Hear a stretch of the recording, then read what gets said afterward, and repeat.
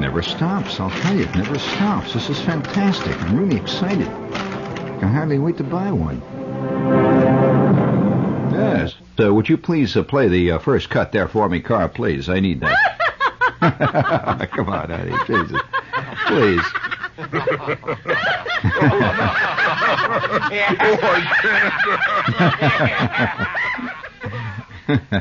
Oh, that was a nice crowd, wasn't it there? Have you noticed that crowd, that same crowd is always sitting at the next table to you in a restaurant when you're trying to have a serious conversation with somebody? Let it... would you please bring them back again, Carl? Oh, listen to that. Isn't that an authentic laugh?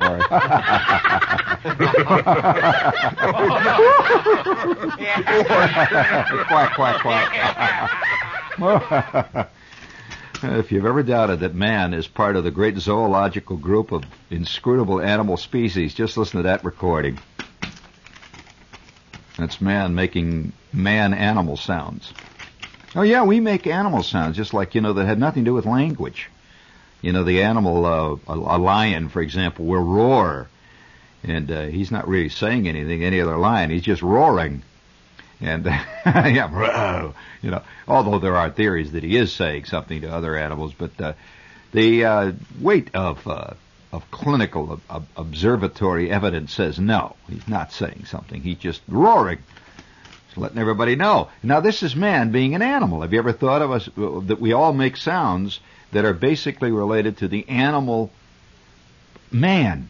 It has nothing to do with the intellectual creature which we have created at our heads called humanity. It's something different from man. Man is an animal that walks around like zebra. And he has certain sounds that he does that are related to his thing, There's no other animal makes a sound like this. Do they? Now, there are animals. No, the hyena does not sound like that. No. Don't. You keep saying these stupid things, Laura. What's the matter? The hyena does not. If you ever heard a hyena, you would never make a mistake of confusing that for a girl laughing. If you would, you really do need that hearing aid. I mean, you really do need it. No hyena. The only reason they say a hyena makes a laughing sound is that it's a high, trilling note, but it's nothing like laughing. I've heard hyenas, yes, in the bush. No, we're not here to talk about hyenas. We're talking about man. You're getting me off the subject. Stop it. Now, the fact is that man makes animal sounds that are common to all men. In other words, if you were to go to Japan, if you were to go to Russia, if you were to go to even the bush somewhere, you will find that man laughs. And it's a distinctive, characteristic sound. Just like, for example, a horse whinnies is a distinctive characteristic of horses regardless of the country they live in. So the whinny is not something that is learned by a horse. It's not a cultural thing. It's a thing that a horse does. Have you ever thought of certain things we do that are not learned at all? We like to think everything's cultural. There are even people who are so dumb as to believe that sex is cultural. That's about, that's like saying that man created himself as a concept 2 billion years ago. And it was a cultural thing. No. Oh, it's only city people, I'm afraid, really dedicated city people who believe that everything is possible through culture. People who live among the animals, who really do live among them, like, say, farmers, have great skeptical doubts about whether or not the differences between the sexes are as thin as city people believe they are. Because he will tell you that no matter where he goes in his travels, I'm talking about a farmer, no matter where he goes in his travels, and as a farmer, he may see thousands of different types of cattle in his lifetime. He says a bull always acts like a bull. No matter where it comes from, no matter what training you've given it. In other words, it's almost impossible to train a bull to give milk.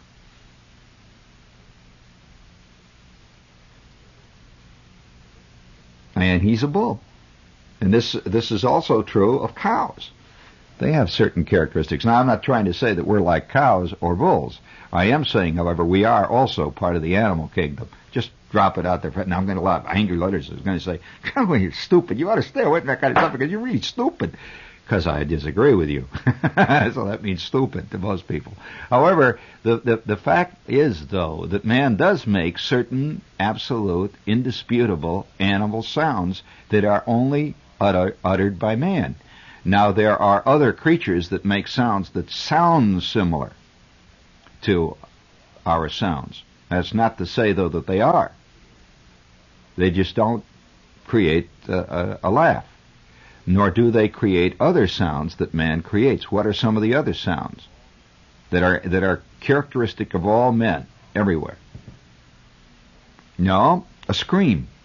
Man screams in his own way, and it transcends all language. If you were to go to the Australian bush and you were to get a bush person and do something in such a way that that person is compelled to scream, that scream would sound very much like a girl going to, say, high school in Plainfield. In other words, the scream is universal. In fact, there's a phrase that often applies to it called the primal scream, but it's a thing that man does. There's no other creature. If you hear a person scream, you know it's a person.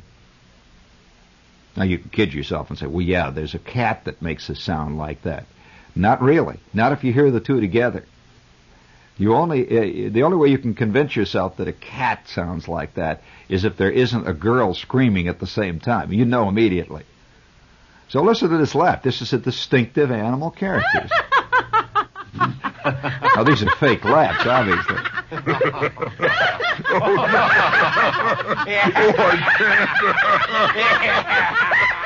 Now you'll notice too that when they do that, they lose all personality.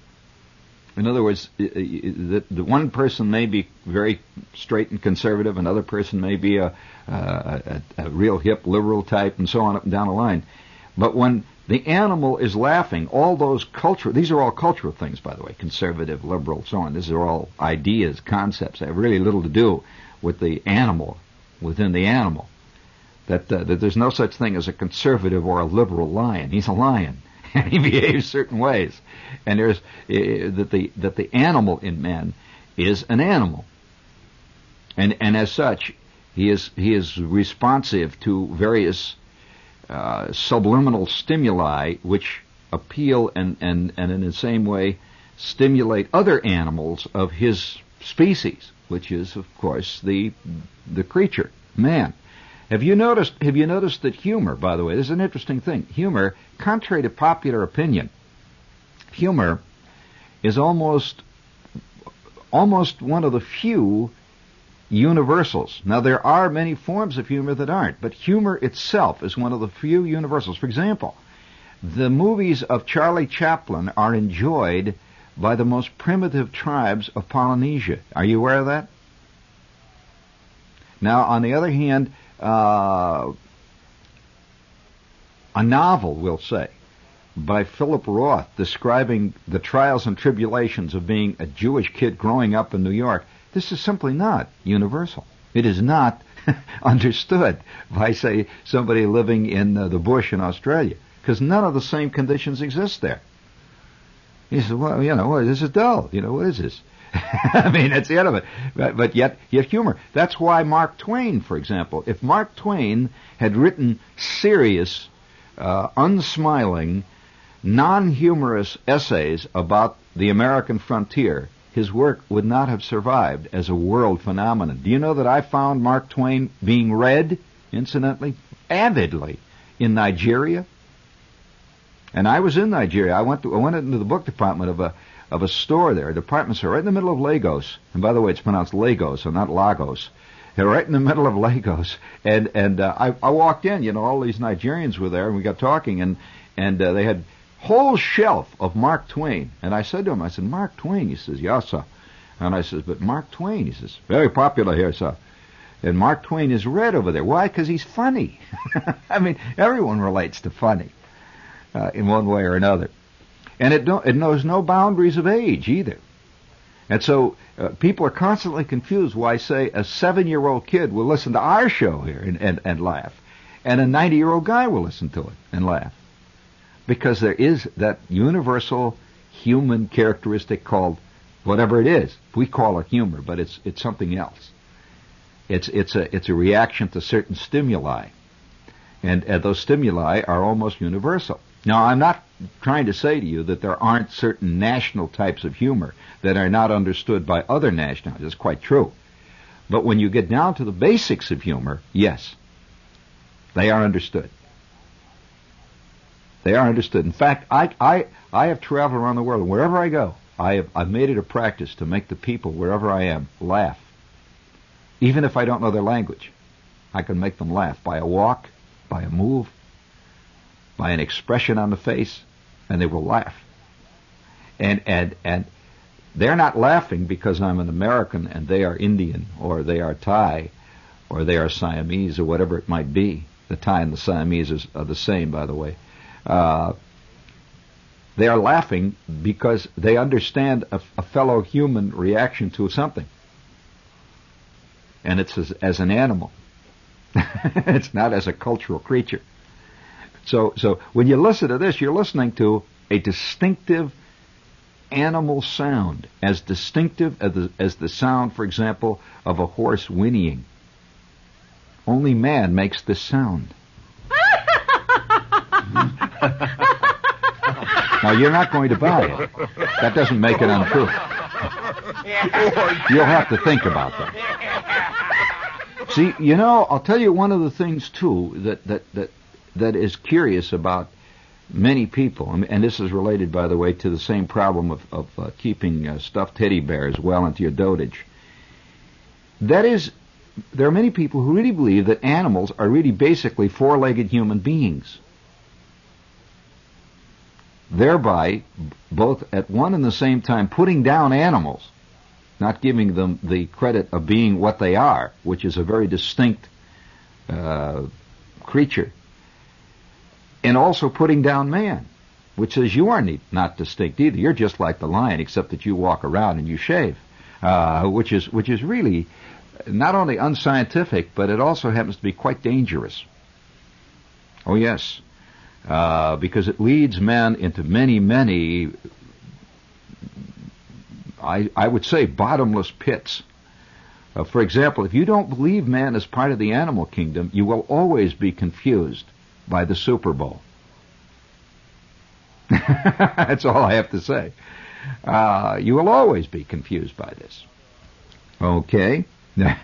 Now there are other distinctive things that man does, but not many.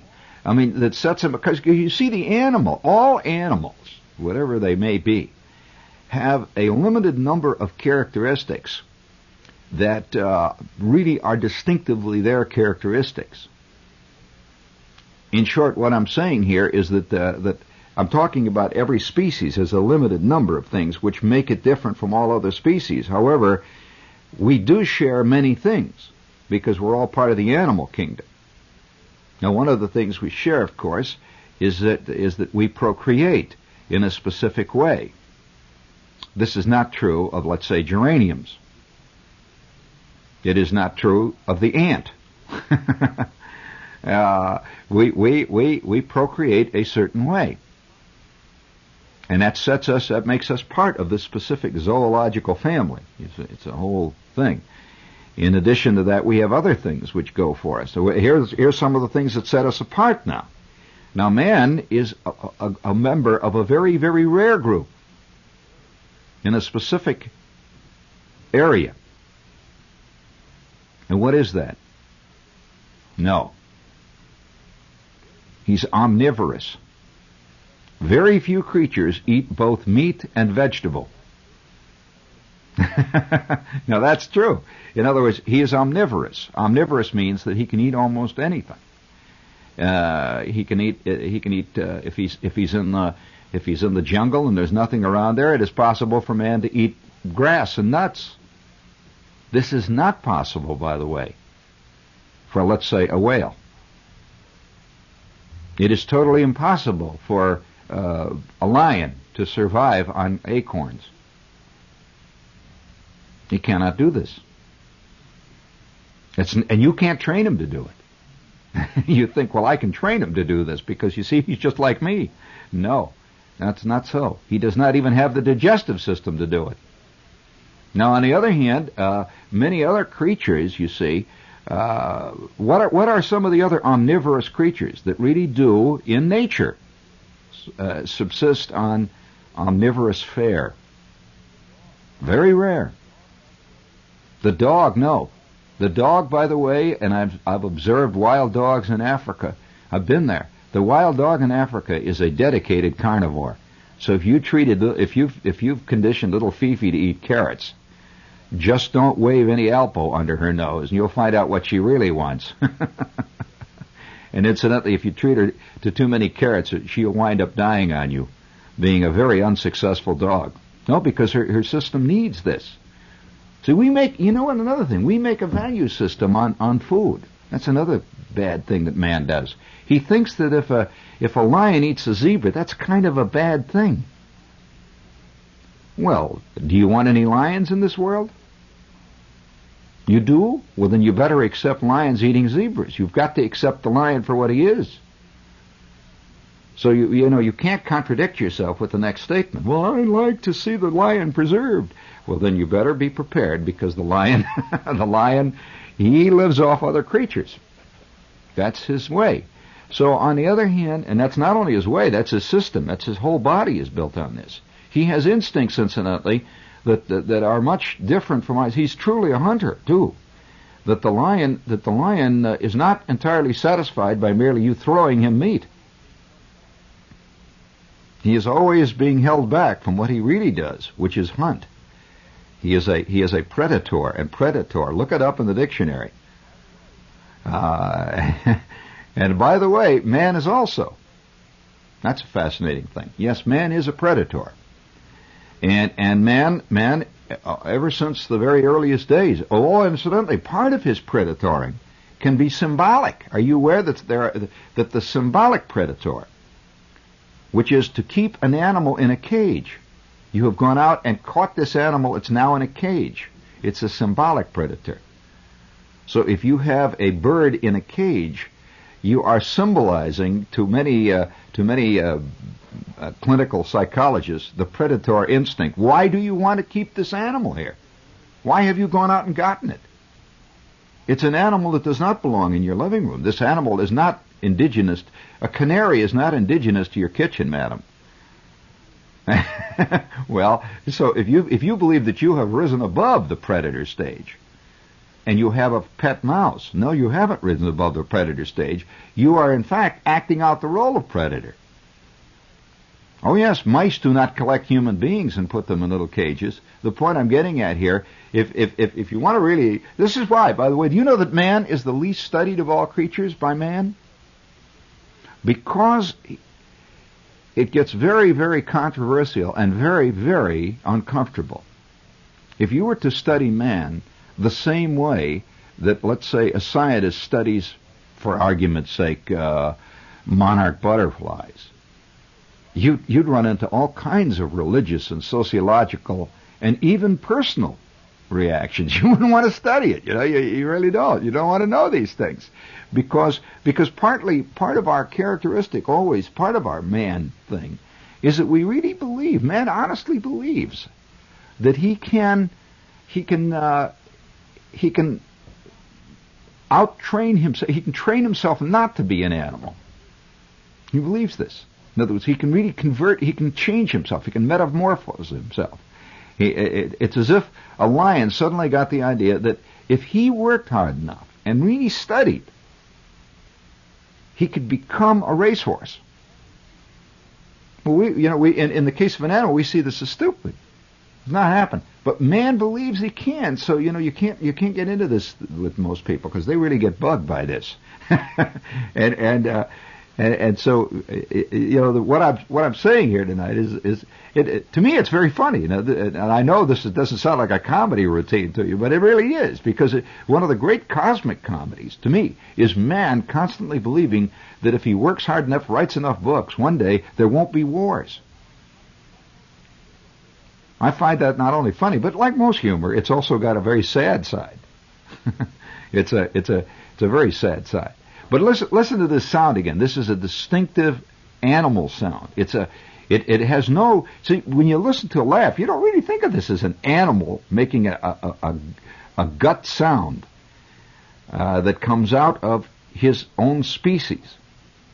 That's exactly what a laugh is. A laugh, you can't tell me what nationality any of these people are. You cannot. There's no conceivable way.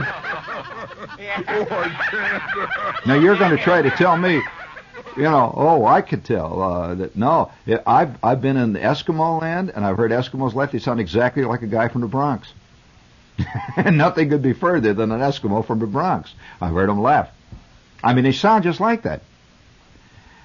So the one thing that transcends language, and language, of course, is cultural, up to a point. Language is cultural, largely.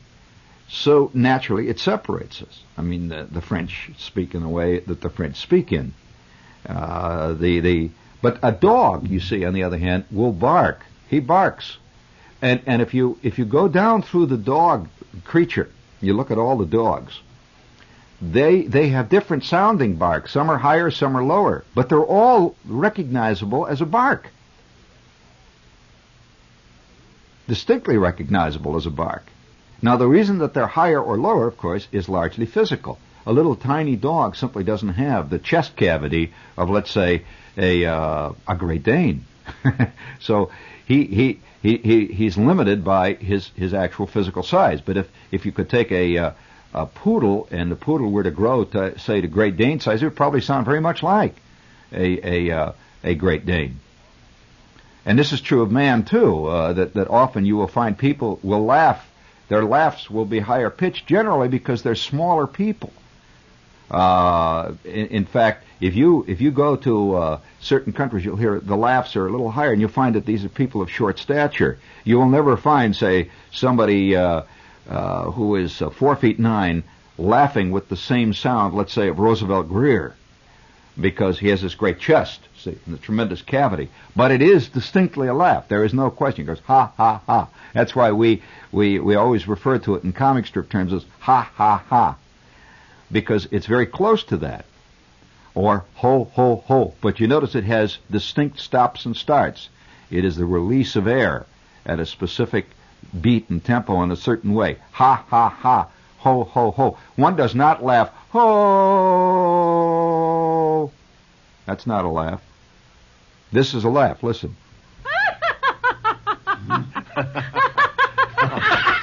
You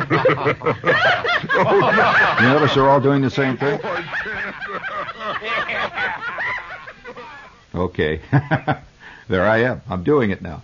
So you as a creature will laugh at pretty much the same thing when all the onion layers, the skin of onion is stripped away from our culture. You will laugh. For example, the pie in the face is universal. The Eskimos will roar at a guy getting hit with a pie. Now, on the other hand, many of them will never find, say, something funny as, say, a Mike and Elaine routine. Completely leaves them cold. Now, things within a show, now like I'll do a show, I'll find that the kids will suddenly laugh at something that adults will not laugh at. Well, because we also are a creature who attempts to curb many things within him.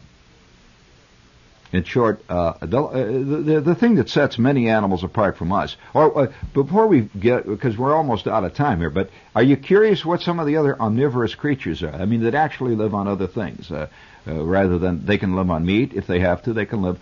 Well, there are many insects that can do that. Of course, mostly, the cockroach is omnivorous. But I'm talking about fellow animals. Now, many animals will eat a little vegetation, but they will eat it as more or less a supplement to something. In other words, it's like a dietary supplement to its main feed. Like a dog is mainly carnivorous, and often they will eat grass. They will eat grass. It's basically, and this is well documented by many veterinary studies, they will eat grass as basically a kind of self-medicine thing. But it's not food. They don't say, well, I'm going to go out and graze for weeks on end, like the cow. They do not do this. Well, one of the most interesting of all omnivorous creatures, by the way, he doesn't share many other things with man, is the bear. The bear is omnivorous. The bear will live for a long time on berries and nuts. And the bear will then also live a long time on sheep. He will often live on sheep and nuts and berries at the same time. So he's omnivorous. Incidentally, one of the things he varies from us is that he's also very rare in one extremely interesting way. He's one of the few true non-herd animals. He's a true loner. The bear is only seen in company with other bears during one specific time of the year. And then he splits immediately. The mother will be with the cubs for a while, and when they're through, she'll bat them and they're gone. And she is a loner. The bear is a lone creature. Man is not. Man is never found in single. The rarest of all human deviates, really, a deviation from the great herd of man, is the true hermit. And everybody says, well, I'm a hermit inside. No. You're saying it to me, which already means you're a herd creature. Let's hear a little of that laugh again. Just sneak it in.